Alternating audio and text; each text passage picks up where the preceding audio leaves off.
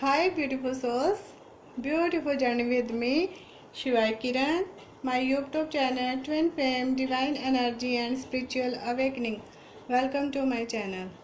आज का जो टॉपिक है गाइज वो मैं आपके साथ उस चीज़ को बात करने वाली हूँ जो इसमें आता है सेपरेशन पीरियड में जो हमारा फर्स्ट माइंड उभर कर निखर कर बाहर आता है, जिसको हम ये बोलते हैं कि इनर वर्क के टाइम जो सबसे पहले बात निकल के आती है उसके बारे में बात करेंगे। राइट, तो उसके बारे में जो हमने बात करनी है वो है पेन। पेन कितने तरह का होता है, पेन में हर्ट भी होते हैं एंड इसमें सबसे मेन तो यही आता है कि पेन में ये जो होता है ना डिप्रेशन, आज हम उसके बारे में बात करेंगे। राइट, कहने का मतलब ये है कि सेपरेशन पीरियड में जो पेन निकल के आती है वो सबसे पहले तो डिप्रेशन के रूप में आती है। ठीक है, जो फिजिकली एंड मेंटली दोनों तरह से होती है। ठीक है, उसके बारे में कोई नहीं जानता और कि ये इंसान के साथ क्या हो रहा है और वो इंसान खुद भी नहीं जानता। तो आज हम उसी चीज़ के बारे में बात करेंगे। ठीक है, जैसे कि डिप्रेशन हमारा आज का टॉपिक है, उसमें बात ये है कि the pain of separation increase the love in you.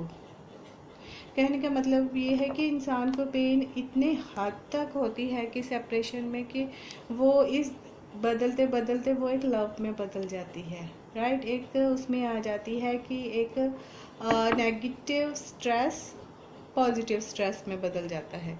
उस चीज़ को पेश करते हैं। ठीक है, जैसे कि आप सोचिए, जैसे ये जीवन है। राइट, जीवन में चलते चलते हमें कई बार ऐसी घटनाएं हो जाती हैं कि जिसके कारण ज़िंदगी बदल जाती है। और ट्विन फ्लेम जर्नी में जब आप अपने ट्विन सोल से मिल लेते हो, ठीक है, और उसके बाद सेपरेशन पीरियड आता है, तो उसके आपकी लाइफ में जो बदलाव आते हैं उसे सिर्फ आप ही महसूस कर सकते हो, क्योंकि जो इस जर्नी में है वो इस चीज़ को महसूस कर सकता है और जो इस जर्नी में है वो इस चीज़ को फील कर सकता है। और आप अगर बात करोगे एक नॉर्मल इंसान के साथ तो वो आपको पागल बोलेगा। राइट, तो इस चीज़ को मैं आपको ऐसे एक्सप्लेन करती हूँ कि ज़िंदगी का जैसे एक रास्ता होता है वो बदल जाता है। ठीक है, लाइफ में तो पहले भी प्रॉब्लम्स ही थी, तो जब ये ज़िंदगी चलती है तो उसमें ये होता है कि हमें ये लगता है कि यार ये क्या हो गया, ये क्यों आ गया, अगर आना था तो क्यों गया, अगर गया तो इससे तो मेरी पुरानी लाइफ ही अच्छी चल रही थी, उसमें कुछ प्रॉब्लम तो थी पर मुझे समझ थी उनकी, पर अभी ये जो हो रहा है इसकी मुझे कुछ भी समझ नहीं आ रही। राइट, तो इसमें ये होता है कि जब आपको लगता है कि आपके लिए पुराना रास्ता ही अच्छा था तो वो आपको उसकी बहुत याद आती है कि ऐसे में कई बार ये समय आपको ये बताता है कि अगर भगवान ने आपके लिए ये रास्ता चुना है तो इसमें भी तो कोई ना कुछ बात होगी, क्योंकि लाइफ इतनी सीधी या इतनी नॉर्मल नहीं है। हमारी जो लाइफ होती है गाइस वो हाईवे की तरह स्ट्रेट नहीं होती कि आप सीधे चलते रहो सीधे चलते रहो। ठीक है, लाइफ ज़िंदगी एक ऐसी होती है जिसमें चौराहे आती हैं, जिसमें हमें पता नहीं चलता कि रास्ता कौन सा है। राइट, तो उसके बाद चौराहों के बाद दोराहा आता है जिसमें हम कंफ्यूज हो जाते हैं कि यहाँ जाएं कि ना जाएं। राइट, और उसके बाद कुछ छोटी छोटी गलियाँ नुक्कड़ सी आती हैं जिनमें हम उलझ के रह जाते हैं, और वो होती हैं हमारी वो प्रॉब्लम्स, और भी उभरती उभरती उभरती इतनी उभर जाती हैं कि हम उनमें घिर जाते हैं जैसे मकड़ी का जाला। राइट, तो उन मुश्किलों के समय में वो जो आके आपको उस मुश्किल से निकालता है ना, आपका ट्विन फ्लेम, वो तो क्या बात है। और जब वो जाता है ना तो आपको और भी पेन देके चला जाता है, और वो पेन ऐसी होती है गाइस कि आप किसी को नहीं बता सकते कि आपको क्या है, और ना ही एक्सप्लेन कर सकते हो, क्योंकि आपके पास तो कुछ लफ्ज़ ही नहीं है उस चीज़ को पेश करने के लिए। तो आप क्या पेश करोगे। राइट, तो आपको लगता है कि भगवान ने उसके साथ क्या किया कि आपकी उसके साथ बातचीत क्यों बंद कर दी।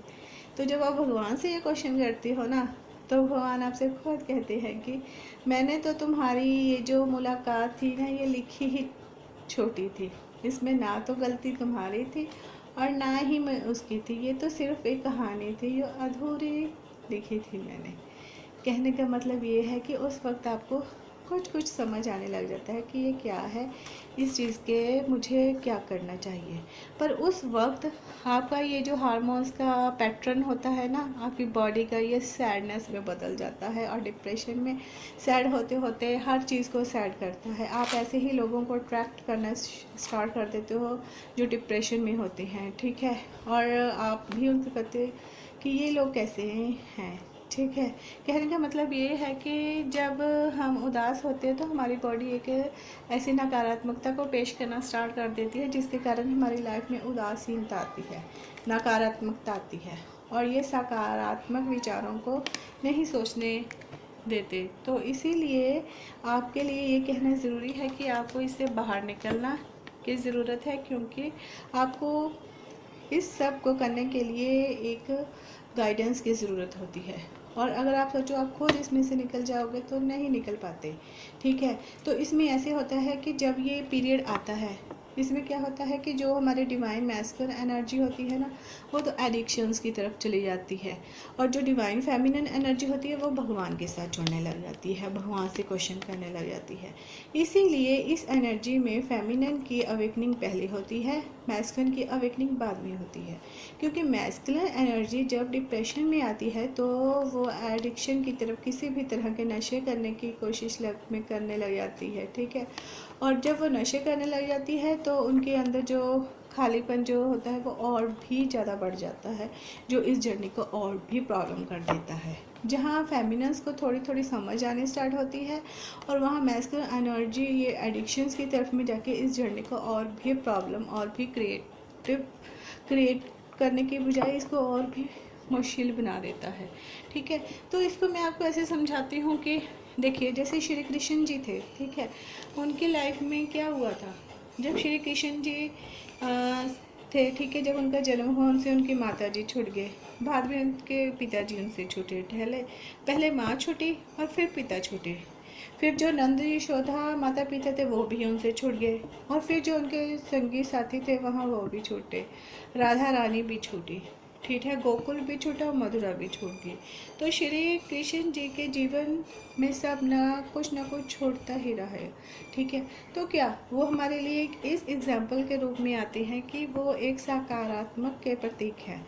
अगर हम इंसान होकर इन सब चीज़ों को नहीं झेल पा रहे तो हमें कृष्ण वाणी को देखना चाहिए, गीता जी को पढ़ना चाहिए। उससे हमें ये पता चलेगा कि ये प्रॉब्लम्स छोटी मोटी हैं, ठीक है। हमें अपने मन को स्ट्रॉन्ग करना है और इसमें से बाहर निकलने की कोशिश करनी चाहिए।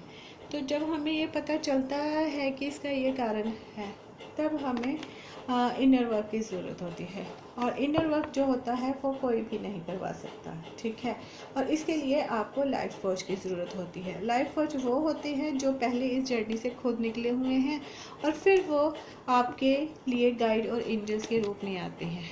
तो कहने का मतलब ये है कि जब ये सेपरेशन पीरियड आता है उसमें सबसे पहले डिप्रेशन आता है जो पेन के रूप में होता है। तो हमें डिप्रेशन को पहले हैंडल करना है, बाकी पेन इसके बाद में आएंगी। ये भी हमारी इनर वर्क का एक रूप होता है जिसमें हमारी सच्चाइयाँ आती हैं और हमें ये बताती है कि हमारी इच्छा शक्ति, विल पावर को स्ट्रॉन्ग करने के लिए हमारे एंजल्स हमारे साथ होते हैं, तो वो हमें इस चीज़ से निकालते हैं, राइट। कहने का मतलब ये है कि जब भगवान जी ने ये ऊर्जा बनाई थी ना, मैस्कुलिन एंड फेमिनिन ऊर्जा, तो उसमें ये बनाया गया था, इनके जो गुण दिए गए थे ना कि हाँ आपने ही बनाना है, आप ही क्रिएट कर सकते हो, आप ही बना सकते हो और आप ही उसको चला सकते हो। तो ये जो विशेष एनर्जी है ना, ये इन ट्विन सोल्स के पास होती है, ठीक है।